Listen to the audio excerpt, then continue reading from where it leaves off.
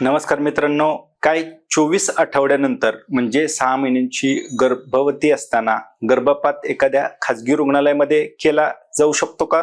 कायदा नेमकं काय सांगतो आणि यामध्ये मुंबई उच्च न्यायालयाने एका संवेदनशील केसमध्ये काय न्यायनिर्णय दिलेला होता ते आपण पाहूया. रिट पिटिशन क्रमांक 4521/2025 या अनुषंगाने आपण हा व्हिडिओ त्या ठिकाणी बनवत आहे की एका महिलेने आपल्या प्रजनन हक्कासाठी दिलेली कायदेशीर लढाई ही प्रत्येक डॉक्टरला आणि महिलेला त्या ठिकाणी माहिती असावी आणि त्याविषयीचे कायदेशीर नियम आणि डॉक्टरांसाठी जे काही महत्त्वाचे डूज अँड डोंट्स आहेत आपण या व्हिडिओमध्ये कव्हर करत आहोत.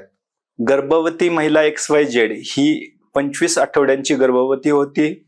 नेहमीच्या तपासणीत अत्यंत धक्कादायक अशी वास्तव समोर आलं आणि त्यामध्ये अहवालात नमूद होतं की गर्भातील बाळाला जे आहे गंभीर व्यंग आहे, त्यामध्ये 3M सिंड्रोम नावाचं एक तसेच कार्टिलेजेस संदर्भातील जो आहे तो व्यंग आहे असे दिसून आलेले होते. आता या महिलेला आपल्या स्वतःच्या आवडीच्या खाजगी रुग्णालयामध्ये जो आहे हा गर्भपात करायचा होता आणि त्यासाठी तिने न्यायालयाचे दरवाजे ठोठावले होते. MTP ऍक्ट 2021 नुसार काही विशिष्ट प्रकरणांमध्ये डॉक्टर काही विशिष्ट प्रकरणांमध्ये 24 आठवड्यापर्यंत गर्भपात करू शकतात, तर काही विशिष्ट इतर प्रकरणांमध्ये 24 आठवड्यानंतर देखील करू शकतात.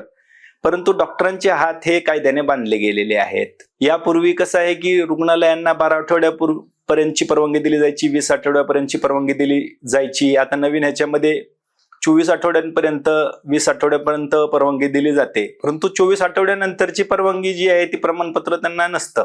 तर अशामुळं हा प्रश्न त्या ठिकाणी उपस्थित होतो की खाजगी रुग्णालयाने करावं की नको करावं. आता बऱ्याचदा काय होतं की ज्यावेळी महिला अशा पद्धतीने MTP साठी मागणी करतात त्यावेळी कोर्ट सांगतं की तुम्ही सगळी काही पूर्तता सरकारने करायची आहे, सरकारी रुग्णालयामध्ये हे सगळं गर्भपात करावा, त्या ठिकाणी ज्या काही सोयीसुविधा खर्च लागणार आहे हा सगळा सरकार उचलत असतो. परंतु या महिलेला खाजगी रुग्णालयामध्ये आपल्या पसंतीच्या ठिकाणी ते करायचं होतं. यात मुंबई उच्च न्यायालयाने अत्यंत संवेदनशील निर्णय त्या ठिकाणी दिलेला होता. न्यायालयाने काय पाहिलं की त्या रुग्णालयाचे आवश्यक साधन सामुग्री आहे का, मनुष्यबळ उपलब्ध आहे का, त्या ठिकाणी ही जोखमीचं गर्भपात जे करायचं आहे यासाठी सर्व यंत्रणा सज्ज आहे का आणि त्या अनुषंगाने शपथपत्र त्या हॉस्पिटलचं जे आहे ते सादर करायला लावलं होतं आणि ते कोर्टाने पाहिलं. तसेच यामध्ये जे काही तांत्रिक गोष्टी असतात या तांत्रिक गोष्टीसाठी विशेषज्ञ देखील त्या ठिकाणी आवश्यक असतात आणि या त्या ठिकाणी उपलब्ध आहेत का याची देखील पडताळणी केली आणि ही परवानगी त्या ठिकाणी त्या महिलेला मिळालेली होती. आता मेडिकल बोर्डाचा अहवाल जो आहे तो स्पष्ट, तांत्रिक आणि वेळेत अहवाल मिळणं गरजेचं आहे. MTP ऍक्ट आणि रूलचं पूर्ण पालन होणं गरजेचं आहे. गर्भवती स्त्रीच्या पूर्ण शारीरिक आणि मानसिक स्थितीचं मूल्यमापन होणं गरजेचं आहे. ज्या काही तिचे सर्व मेडिकल रेकॉर्ड्स आहेत याचं जतन करणं आवश्यक आहे, ते गोपनीय ठेवणं आवश्यक आहे. न्यायालयाच्या किंवा कोर्टाच्या लेखी परवानगीशिवाय किंवा मेडिकल बोर्डाच्या परवानगीशिवाय गर्भपात करू नये. कुठलाही शॉर्टकट याच्यामध्ये नाही, असा शॉर्टकट वापरू नये, कारण असा शॉर्टकट तुम्हाला फौजदारी कारवाईला सामोरे जायला भाग पाडू शकतो. टेक्निकल तज्ज्ञ या सगळ्या प्रक्रियेमध्ये लागत असतात.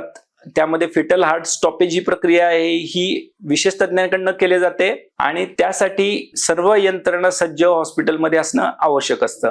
प्रशासकीय सूचनांकडे पूर्णपणे लक्ष डॉक्टरांचं असलं पाहिजे. त्यामध्ये कुठलंही या नियमांचं उल्लंघन होता कामा नये, सूचनांचं उल्लंघन होता कामा नये. हा जो काही कायदा केला गेलेला आहे हा महिलेच्या सुरक्षिततेसाठी आहे. महिलेचे प्रजनन हक्क सांभाळत असताना कायद्याचं पालन होणं देखील तितकंच महत्वाचं आहे असं या केसमध्ये देखील सांगण्यात आलेलं होतं. हायकोर्टाने देखील सांगितलं होतं की अशा पद्धतीची प्रकरणं पुन्हा पुन्हा हायकोर्टामध्ये येत आहेत, त्यामुळे अशा प्रकरणांमध्ये मेडिकल बोर्डाने यथायोग्य निर्णय घेऊन खाजगी रुग्णालयांना तशा पद्धतीचं शपथपत्र द्यायला लावून किंवा त्याची प्रत्यक्ष पाहणी करून इन्स्पेक्शन करून त्या ठिकाणी हे सगळी प्रक्रिया राबवली जाऊ शकते का, पार पडू शकते का याविषयी स्पष्ट मत द्यावं. ही प्रक्रिया किचकट किंवा वेदनादायी स्वरूपाची त्या महिलेसाठी नको आणि अशा प्रकरणांमध्ये स्त्रीचं वैयक्तिक स्वातंत्र्य आणि प्रजनन हक्क जे आहे हे जपले गेले पाहिजे